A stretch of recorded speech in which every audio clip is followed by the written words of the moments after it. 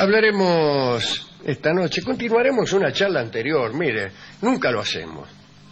Pero hoy tenemos un nuevo episodio de la serie Costumbres de los Incas. ¿Te acuerdas? No sé, la semana pasada. Los estudios de la radio. Los remedios que había, todas esas cosas, cómo se castigaba el adulterio. Y esa ya era la segunda, porque habíamos hablado, creo, de otra cosa también, de religión y de cosmogonía. Y hoy tenemos más costumbres de los incas. Mire que hablaremos de los huacas primero. ¿Qué es un huaca? Se llamaba huaca a cualquier objeto sagrado. Sin embargo, es una palabra de un sentido poco preciso. Para los nativos del Perú, huacas eran las cimas de las montañas, las rocas, las fuentes, los ríos y hasta el lago Titicaca. Y había un culto de aquellos objetos sagrados. Las piedras sagradas, por ejemplo, eran particularmente numerosas, como todo el mundo sabe. En Machu Picchu, cada barrio de la ciudad tenía una piedra como centro religioso y muchas leyendas explicaban que aquellas piedras eran hombres que habían sido convertidos en piedra. Quienes conferían a las huacas el carácter sagrado eran los hechiceros. Existían muchas categorías de estos personajes, más que categorías, especializaciones. El curandero, el encantador, el que se ocupaba de cuestiones de amor, el que vendía hierbas con ese efecto y con otros, el que vendía frutos cuya presencia alejaba a los pretendientes demasiado apresurados. Por ejemplo, usted era una señorita que tenía un pretendiente demasiado apresurado. Todo pretendiente está demasiado apresurado, si no, no pretendería.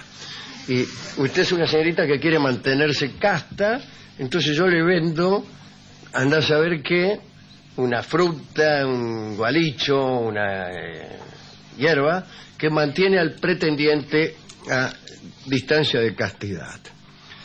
A estas personas, digo, no a los pretendientes, sino a los hechiceros, se les tenía mucha fe.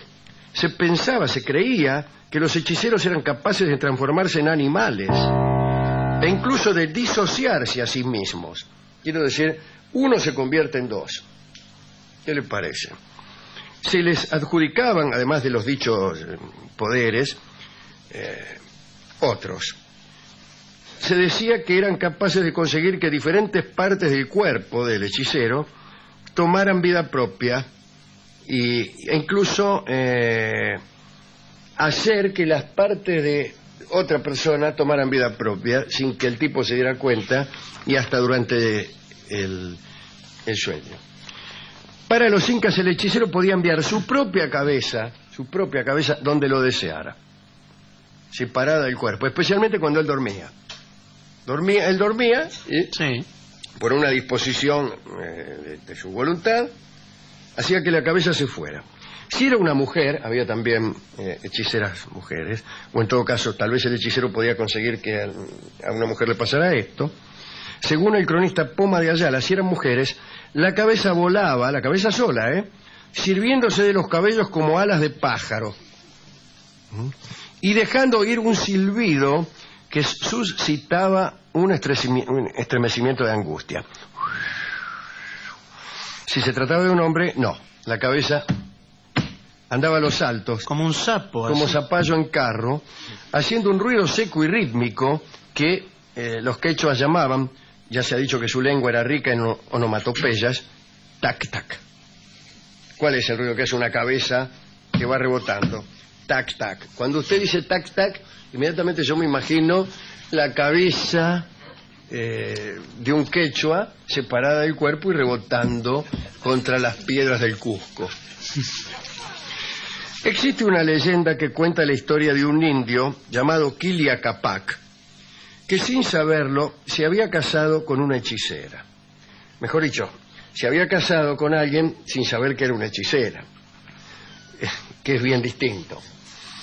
Una noche advirtió Quilia Capac que su mujer estaba durmiendo cerca de él, pero solamente el tronco de la mujer, el cuerpo. La cabeza no estaba.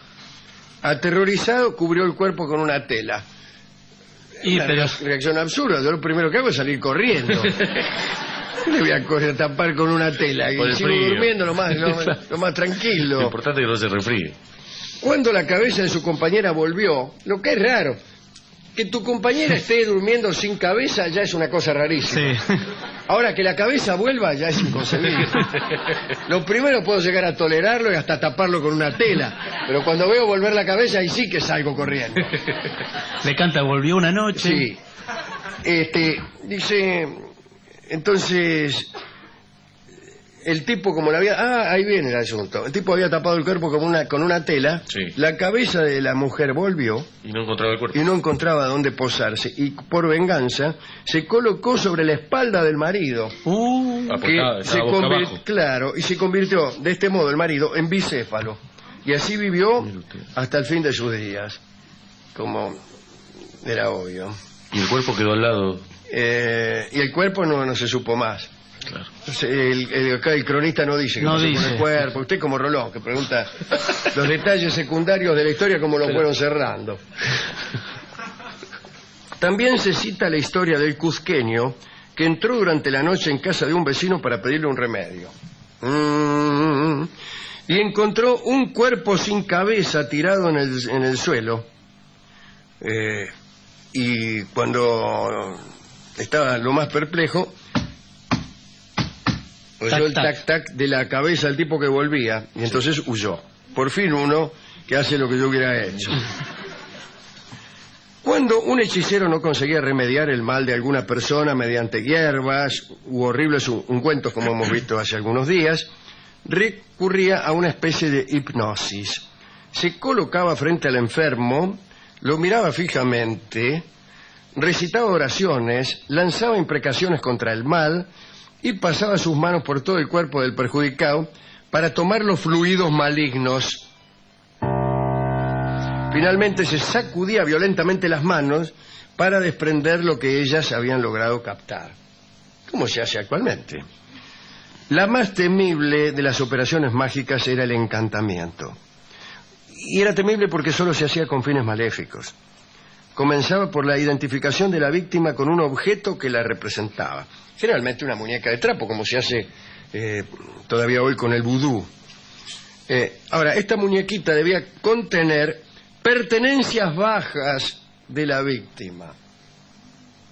Por ejemplo, pedazos de uñas o excrementos. O excrementos. Pensé que era con OH. Después de algunas plegarias y conjuras, el hechicero tomaba unas espinas, unas estacas, pinchaba la muñeca y después escondía la muñeca en la casa de la víctima. O si no, la ponía en algún lugar donde la víctima acostumbraba a pasar. Un último detalle que hacía a la vida de los hechiceros: se encargaban de los sacrificios humanos, que no eran muy frecuentes, ¿no? En las grandes ocasiones, como caso excepcional, eran destinados a la muerte algunos jóvenes. Se elegían los más bellos, se los alimentaba bien, se los emborrachaba con chicha o se los anestesiaba, haciéndoles absorber dosis excesivas de coca. Después se le hacía dar 2 o 3 vueltas alrededor del huaca o ídolo elegido y se los estrangulaba. Estos sacrificios humanos se realizaban, por ejemplo, cuando el Inca caía enfermo o cuando entrábamos en guerra con algún pueblo muy poderoso. En la provincia de Huarochiri, región de Casta, la jovencita más hermosa era elegida para ser sacrificada a un dios llamado Balallo, Balyalo sería mejor, que era el único que podía asegurar la fertilidad. El día indicado por los sacerdotes, los habitantes vestían sus ropas de fiesta y se dirigían cantando y bailando hacia una quebrada donde se suponía que vivía el dios.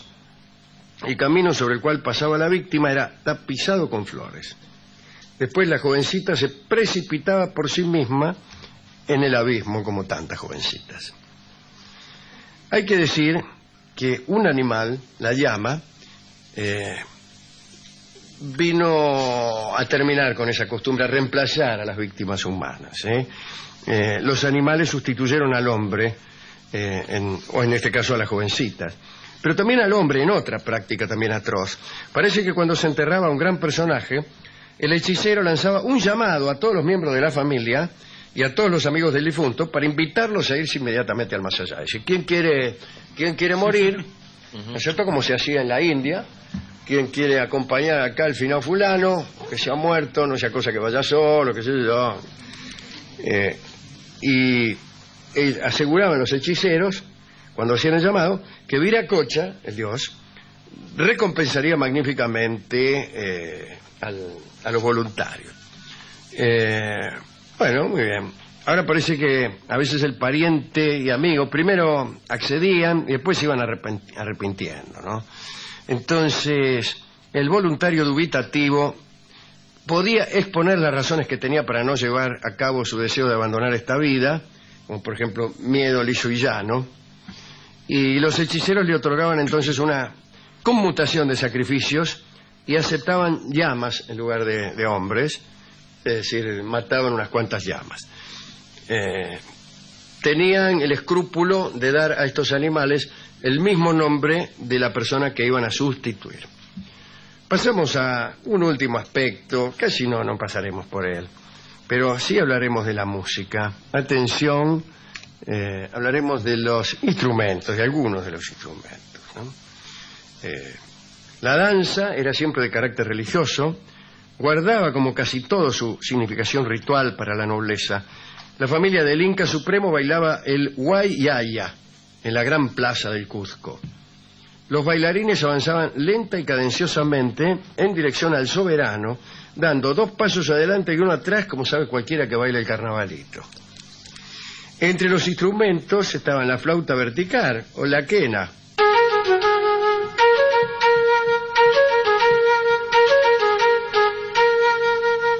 Venía después la flauta de pan, hecha con tubos de caña, madera o arcilla yuxtapuestos y de diferentes largos, lo que también se llama la siringa, ¿no?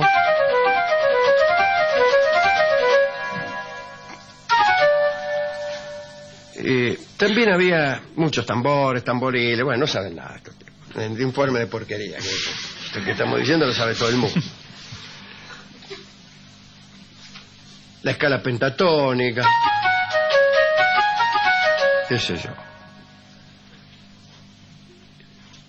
Escribió el Inca Garcilaso de la Vega, a quien estamos afanando todo esto, ¿no?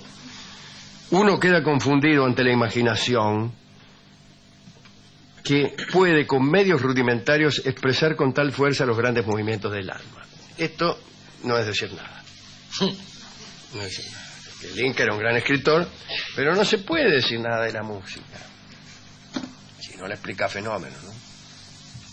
Así que pedimos disculpas. Este último capítulo de ese porno difundido. A mí me gustó, eso sí. ¿Cuál le gustó más a usted? La del tipo que tenía el poder de dormirse y mandar la cabeza a otra parte. Sí, ese viaje de ir y venir de cabezas es interesante, ¿no? Igual me Es quedé... interesante porque la cabeza se parece al viaje astral, salvo que la cabeza viaja, ¿no? En el viaje astral vos te ves. Te ves ahí tirado. Pero me quedé pensando en ese bicéfalo que tiene que compartir el cuerpo con su mujer. Es la peor maldición, ¿no? Imagínense, pues la tenés siempre acá al lado. Claro, permanentemente. Y este le tenía en la espalda, que le estaba hablando, le llenaba la cabeza, si me permitís la expresión. Claro. Otra vez viniste con tu mujer, le dice. Y la mujer atrás, ¿qué? Me gustan los personajes bicéfalos. Señores, fui a la discoteca. Ajá. ¿Para qué, no? Y me dio un disco interesante, se llama El nacimiento del charango. Es una fantasía compuesta por Ariel Ramírez. Pero ¿cómo nace un charango? Me puse a pensar. En realidad el que nace es el peludo. Pero no le iba a poner el nacimiento del peludo. No, claro. Es más, el nacimiento del charango es la muerte del peludo, ¿no? Exactamente, está muy bien. Nace un charango quiere decir también muere un peludo, en chino. Escucharemos entonces a Ariel Ramírez en El nacimiento del charango como única explicación viable a esta clase de música, siempre que uno suponga que la música incaica se tocaba en pianos de cola. Adelante.